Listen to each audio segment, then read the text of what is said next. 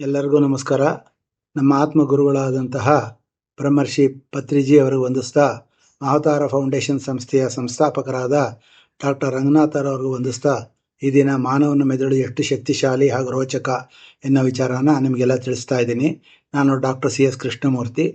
ನಾನು ಈ ಒಂದು ಬಲಮೆದುಳಿನ ಭಾಷೆ ಬಳಕೆ ಬಗ್ಗೆ ನಾನು ಎಕ್ಸ್ಪರ್ಟ್ ಅಂತಲೇ ಹೇಳ್ಬೋದು. ಈಗ ಇದ್ರ ಬಗ್ಗೆ ತಿಳಿತಾ ಹೋಗೋಣ. ಮೆದುಳಿನ ರಚನೆ ಪ್ರಪಂಚದ ಯಾವುದೇ ಗಣಕಯಂತ್ರ ಅಥವಾ ಕಂಪ್ಯೂಟರ್ ಮಾನವನ ಮಿದುಳಿಗೆ ಸಮಾನ ಅಲ್ಲ ಅಂತ ಹೇಳ್ಬೋದು. ಮಾನವನ ಮಿದುಳು ಒಂದು ಪರಮಾಣು ರಿಯಾಕ್ಟರು, ಪ್ರಪಂಚದ ಅತಿ ವೇಗಶಾಲಿ ಸೂಪರ್ ಕಂಪ್ಯೂಟರ್ನ ಮೀರಿಸುವಂತಹ ಪರಬ್ರಹ್ಮ ಕೊಟ್ಟಿರುವಂಥ ಒಂದು ಅತ್ಯದ್ಭುತ ಜೈವಿಕ ಯಂತ್ರ ಅಂತ ಹೇಳ್ಬೋದು. ಒಂದು ಸೂಪರ್ ಕಂಪ್ಯೂಟರ್ನಲ್ಲಿ ಅಂದಾಜು 2,30,00,000 ಚಿಪ್ಪುಗಳು ಲಭ್ಯ ಇರುತ್ತೆ ಅಂತ ಲೆಕ್ಕ ಇದೆ. ಇದರೊಳಗೆ 15% ಮಾತ್ರ ಒಬ್ಬ ಮಾನವ ಇದುವರೆಗೂ ಯೂಸ್ ಮಾಡ್ಕೊಂಡಿದ್ದಾನೆ. ಒಂದು ಮಾನವ ಮೆದುಳು ಸಾವಿರಾರು ಪಿಕಾಬೈಟ್ ಅಂದರೆ ಮೆಮರಿ ಸ್ಪೇಸ್ ಅಂತ ಹೇಳ್ಬೋದು ಇದನ್ನು ಹೊಂದಿರುತ್ತೆ. ಇದರೊಳಗೆ ಸೂಪರ್ ಕಂಪ್ಯೂಟರ್ ಅಂತ ಕರೀತಾರಂಥದನ್ನ. ನಮ್ಮ ಒಂದು ನರಕೋಶ, ಮೆದುಳಿನ ಒಂದು ನರಕೋಶ ಒಂದು ಕಾರ್ಯಘಟಕ, ಮೆದುಳಿನ ಟ್ರಾನ್ಸ್ಮಿಟರ್ ರೀತಿಯಲ್ಲಿರುತ್ತೆ. ಒಂದು ಸ್ವಯಂ ಪರಿಪೂರ್ಣ ಜೇನುಗೂಡಿನಂತೆ ಸದಾ ಚಟುವಟಿಕೆಯಿಂದ ಕಾರ್ಯನಿರ್ವಹಿಸ್ತಾ ಇರುತ್ತೆ. ಪ್ರತಿ ನರಕೋಶ ಒಂದಕ್ಕೊಂದು ಬಾಲ್ದಂತೆ ಜೋಡಣೆ ಆಗಿ ಒಟ್ಟು ಉದ್ದ ಅಂದಾಜು ಭೂಮಿಯನ್ನು 2 ಸಾರಿ ಸುತ್ತೊಡಿಬೋದು. ಅಷ್ಟೊಂದು ಉದ್ದವಾಗಿರುತ್ತೆ ಅದು. ಎಡ ಮತ್ತು ಬಲ ಮೆದುಳುಗಳಲ್ಲಿ ಏನೆಲ್ಲ ವ್ಯತ್ಯಾಸ ಇದೆ ಅಂತ ನೋಡೋದಾದರೆ, ಮಾನವನ ಮೆದುಳು ಭೌತಿಕ ದೇಹದ ಒಂದು ಅಂಗ. 2 ದೊಡ್ಡ ಭಾಗಗಳಾಗಿ ಮಾನವನ ಮೆದುಳು ಅದು ಒಂದು ಅಂಗ ಅಂತಾನೆ ಕರಿಬೋದು. ಆದರೆ ಅದೆರಡು ವಿಭಿನ್ನವಾಗಿ ಕಾರ್ಯನಿರ್ವಹಿಸುತ್ತೆ. ನಮ್ಮ ಬಲ ಮೆದುಳು ಬಗ್ಗೆ ಒಂಚೂರು ಹೆಚ್ಚು ಹೇಳೋದಾದರೆ, ಒಂದು ರೋಚಕ ಲೋಕ ಅಂತಲೇ ಹೇಳ್ಬೋದು. ಸಾಣೆ ಹಿಡಿದಷ್ಟು ಹರಿತಗೊಳ್ಳುವಂಥದ್ದು, ಬಗ್ಗದಷ್ಟು ಆಳಕ್ಕಿಳಿಯುವಂಥದ್ದು, ಜೀವ ಜಗತ್ತಿನ ಅಖಂಡ ವಿಸ್ಮಯಗಳ ಗಣಿ ಅಂತ ಹೇಳ್ಬೋದು. ನಿಗೂಢ ರಹಸ್ಯಗಳ ಅಸದೃಶ್ಯ ಅಚ್ಚರಿಗಳ ಆಗರ ಅಂತ ಕರಿಬೋದು. ಇದು ನಿಮ್ಮ ಸ್ನೇಹಿತ, ನಿಮ್ಮ ಸೌಹಾರ್ದಯುತ ಸಹಾಯಕ.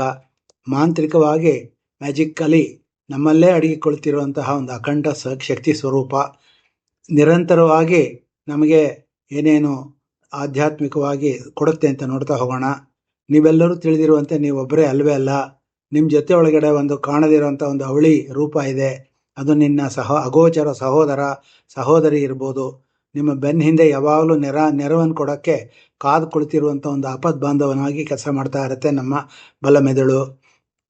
ಅತಿ ವೇಗದ ಅಪರಿಮಿತ ಬುದ್ಧಿಶಾಲಿ ಈ ಬಲ ಮೆದುಳು. ಎನ್ನು ಸೃಷ್ಟಿಕರ್ತ ನೀಡಿರುವ ಒಂದು ಅದ್ಭುತ ಜೈವಿಕ ಯಂತ್ರ ಸಾಧನ ಅಂದರೆ ನಮ್ಮ ಬಲ ಮೆದುಳು.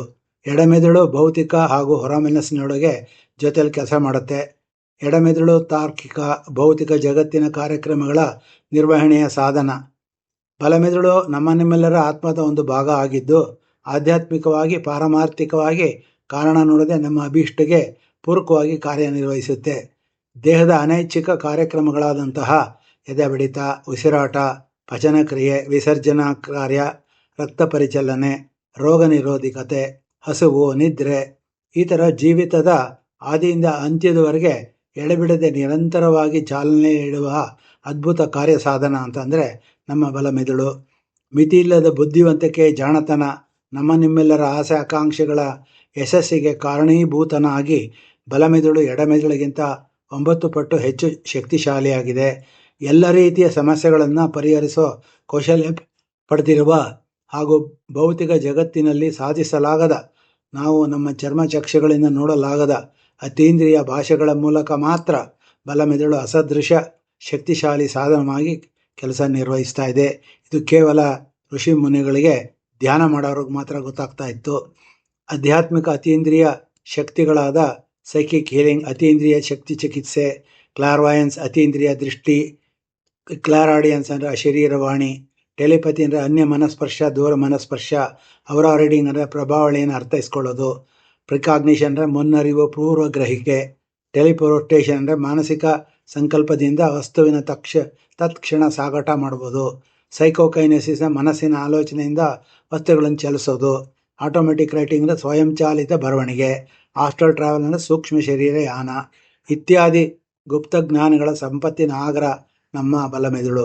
ದೀರ್ಘಕಾಲಿಕ ತಪಸ್ಸಿನಿಂದ ಋಷಿಮುನಿಗಳು ಅತೀಂದ್ರಿಯ ದೃಷ್ಟಿಯಿಂದ ಪಡೆದ ವಿಶೇಷ ಬಲಮೆದುಳಿನ ಸೈಕಿಕ್ಸ್ ಎಂಬ ಸಾಂಕೇತಿಕ ಭಾಷೆಯನ್ನು ಸುಪ್ತ ಮನಸ್ಸಿನೊಡನೆ ಸಕ್ರಿಯವಾಗಿ ಬಳಸಿ ರೋಚಕ ಫಲಿತಾಂಶಗಳನ್ನು ಕೊಡಬಲ್ಲ ಮಿದುಳಿಗೆ ನಮ್ಮ ಬಲಮೆದುಳೇ ಸಾಟಿ. ಬಲಮೆದುಳು ದಿವ್ಯ ಸಂಕೇತಗಳಿಗನುಸಾರ ನಮ್ಮೆಲ್ಲ ಇಷ್ಟಾರ್ಥಗಳನ್ನು ತಪ್ಪದೆ ನೆರವೇರಿಸಬಲ್ಲ ಆಜ್ಞಾಪಾಲಕ ಅಂತಲೂ ಹೇಳ್ಬೋದು.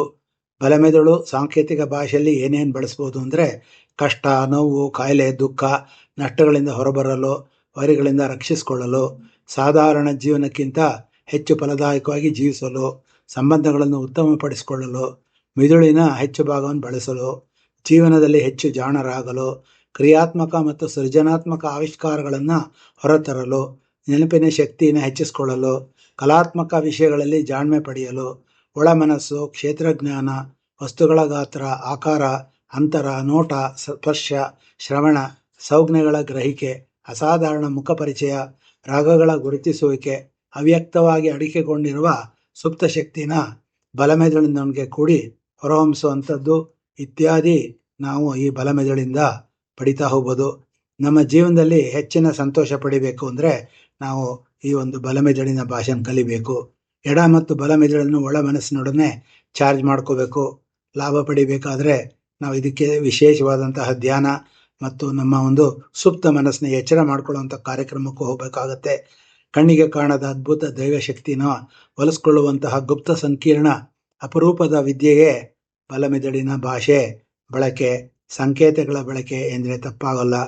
ಅತಿ ಶಕ್ತಿಶಾಲಿ ಸುಪ್ತ ಮನಸ್ಸಿನ ಮೂಲಕ ಈ ರೋಚಕ ಬಲಮೆದುಳನ್ನು ಕ್ರಿಯಾತ್ಮಕಗೊಳಿಸಿಕೊಳ್ಳುವ ಬಲಮೆದುಳಿನ ಭಾಷೆಯನ್ನು ಅರ್ಥೈಸಿ ದಿವ್ಯ ಸಂಕೇತಗಳನ್ನು ಬಳಸಿ ಯಶಸ್ವಿಯಾಗ ಪ್ರಾತ್ಯಕ್ಷಿಕ ಒಂದು ದಿನದ ಶಬರಾನ ಬೆಂಗಳೂರಿನ ವೈಟ್ ಫೀಲ್ಡ್ನಲ್ಲಿರುವಂಥ ಮಹಾವತಾರ್ ಫೌಂಡೇಶನ್ ಸಂಸ್ಥೆಯಲ್ಲಿ ದಿನಾಂಕ 11 ಜುಲೈ 2026ರಂದು ಆಯೋಜಿಸಲಾಗಿದೆ.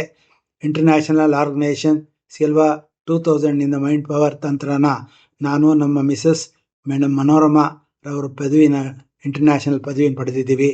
ನಾನು ಡಾಕ್ಟರ್ ಸಿ ಎಸ್ ಕೃಷ್ಣಮೂರ್ತಿ ಶಿಬಿರನ ನಡೆಸ್ಕೊಡ್ತಾ ಇದ್ದೀನಿ. ಎಲ್ಲ ಧ್ಯಾನಾಸಕ್ತರು ಈ ವಿಶೇಷ ಕಲಿಕಾ ಶಿಬಿರದಲ್ಲಿ ಪಾಲ್ಗೊಂಡು ಪೂರ್ಣ ಲಾಭನ ಪಡಿಬೇಕು ಅಂತ ಆಶಿಸ್ತಾ ಇದ್ದೀನಿ. ಧನ್ಯವಾದಗಳು ಧನ್ಯವಾದಗಳು ಧನ್ಯವಾದಗಳು. ಈ ಅದ್ಭುತ ದೈವಿಕ ಸಾಂಕೇತಿಕ ಭಾಷೆನ ಆಧ್ಯಾತ್ಮಿಕ ವಿಧಾನದಲ್ಲಿ ಕಲಿಯಲೇಬೇಕು ಒಬ್ಬ ಮನುಷ್ಯ. ಆಗಲೇ ಅವನ ನಿಜವಾದಂತಹ ಒಂದು ಆಧ್ಯಾತ್ಮಿ ಆಗೋದು. ಜೊತೆಗೆ ಬೇಕಾದನ್ನು ಆಸೆ ಆಕಾಂಕ್ಷೆಗಳನ್ನು ಪೂರೈಸ್ಕೊಳ್ಳೋಕ್ಕೆ, ಅದರೊಳಗೆ ಆಸೆ ಆಕಾಂಕ್ಷೆಗಳಲ್ಲಿ ನಾವು ಮುಕ್ತಿ ಪಡೆಯೋದು ಒಂದು ಆಸೆ, ಅದನ್ನು ಕೂಡ ನಾವು ಪಡೆಯೋಕ್ಕಾಗುತ್ತೆ ಅಂತ ಹೇಳ್ತಾ ನಾನು 2 ಮಾತು ಮುಗಿಸ್ತಾ ಇದ್ದೀನಿ. ಧನ್ಯವಾದಗಳು ಧನ್ಯವಾದಗಳು ಧನ್ಯವಾದ.